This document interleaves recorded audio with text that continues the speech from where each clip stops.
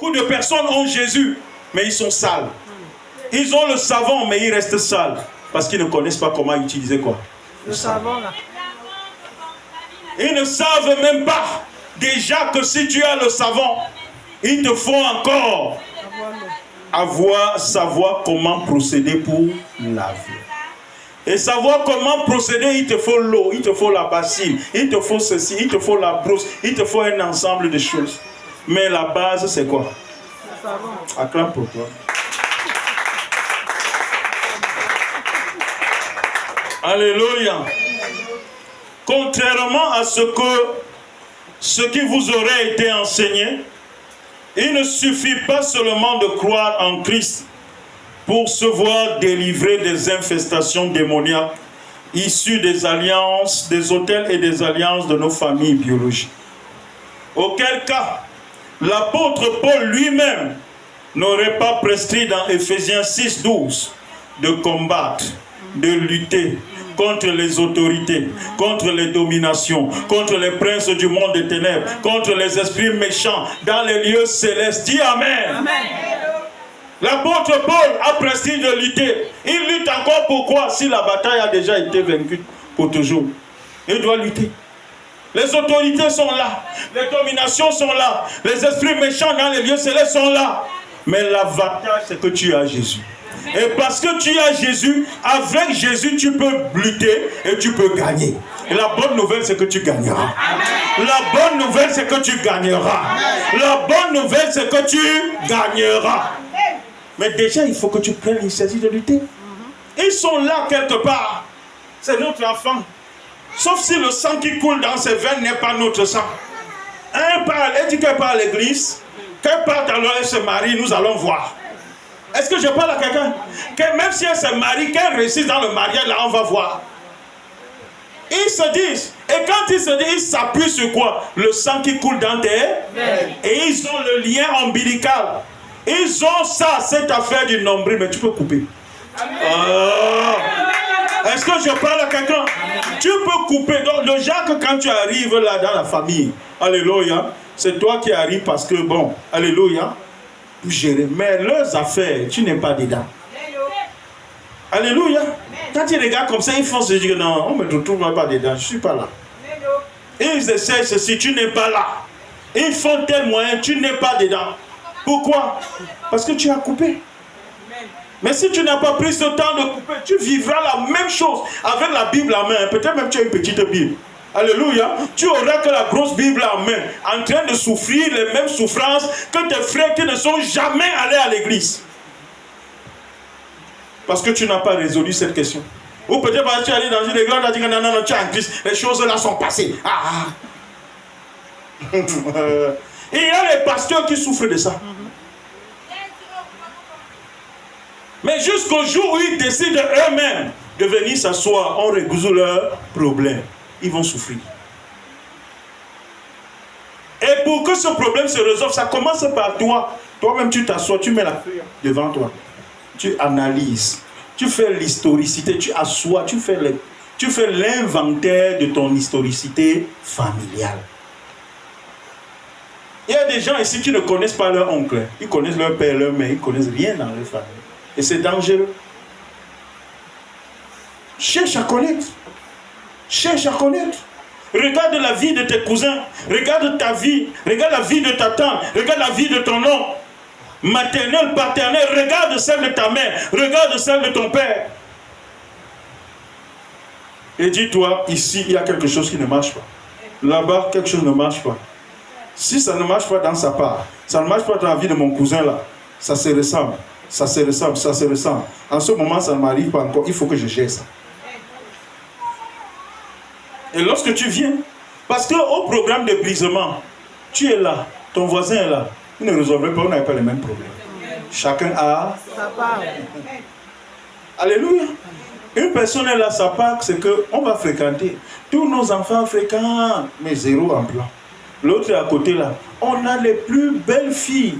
Les grands hommes aiment nos filles. Mais personne n'aime les épouser. Est-ce que je parle à quelqu'un? Une personne autre est là. Alléluia.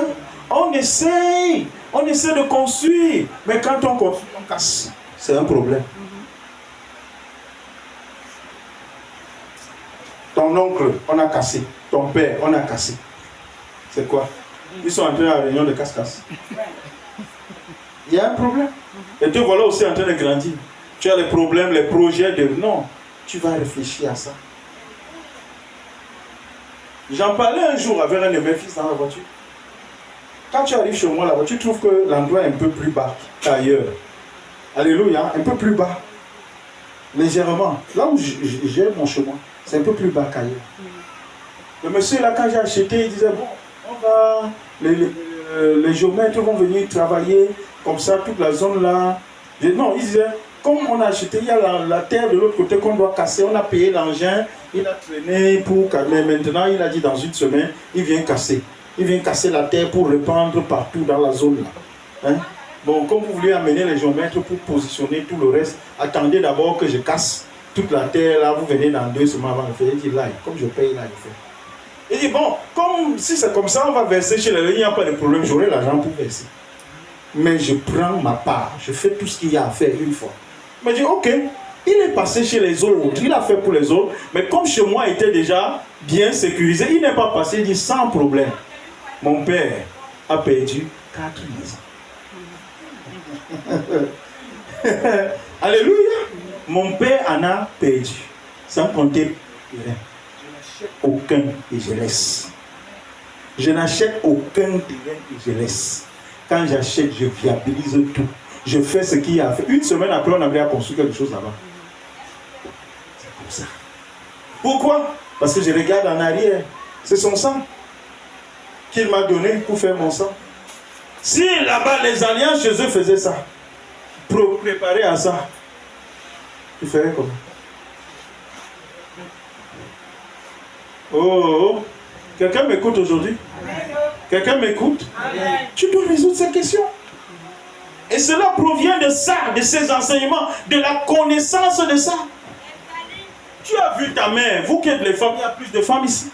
Tu as vu ce qui est arrivé à ta mère dans le foyer. Et tu as vu ta tante, apparemment c'est la même chose. Tu es en train de te marier, tu fais quoi? Parce qu'à 80%, si tu n'as pas résolu cette question, tu vivras la même chose. Il faut que tu résolves. Il faut que tu résolves. J'ai parlé à quelqu'un. Quelqu'un est venu aujourd'hui. Je n'attends pas qu'on célèbre, hein, qu'on fasse Amen. Là. Quand je fais là, ça entre ici, ça touche ici au fond. Alléluia. Il y a des gens là qui dorment, ils ne dorment pas. Je ne te réveille pas parce que tu entends tout. Amen. Gloire à Jésus. Tu ne dors pas, tu entends. Tu digères. Digère bien. Alléluia.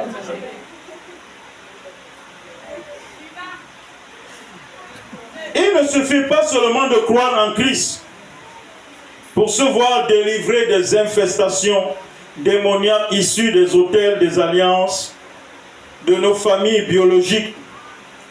Auquel cas l'apôtre Paul n'aurait pas prescrit dans Éphésiens 6:12 de combattre, de lutter contre les autorités, les dominations, contre les princes de ce monde des ténèbres, contre les esprits méchants dans les lieux célestes.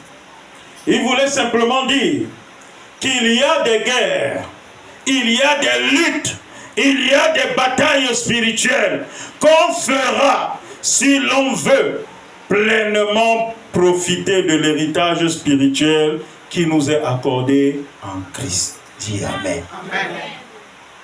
Tu es en Christ, mais tu ne profites pas de l'héritage.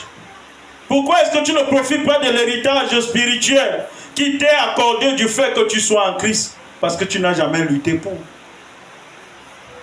Tu n'as jamais lutté pour. Tu crois que ça tombe comme ça? Non, on lutte pour avoir sa part. Parce que quoi? De par ta naissance, tu as d'abord un héritage. La parole de Dieu dit dans Ézéchiel, de par ta naissance, du côté de ton père, tu es cananéen. Du côté de ta mère, tu es hérétienne. Et depuis le jour de ta naissance, ton nombril n'a pas été coupé. Du coup, ce qui touche les Cananéens te touchera. Ce qui touche les Hétiens te touchera. Pour une raison toute simple, ton nombril n'a jamais été coupé. Aujourd'hui, à cause de cet enseignement, tu seras prêt à couper ton nombril. Tu seras prêt à couper ton nombril. Est-ce que tu sais qu'il y a des gens qui vivent mais qui détestent leur propre vie? Qui détestent leur propre vie alors que la vie qu'ils vivent n'a rien à voir avec celle que Dieu a prévue pour eux. Simplement pourquoi? Parce qu'ils sont en train de reproduire une vie qui n'est pas la leur. Jusqu'à ce que tu prennes l'initiative de couper ton nombril.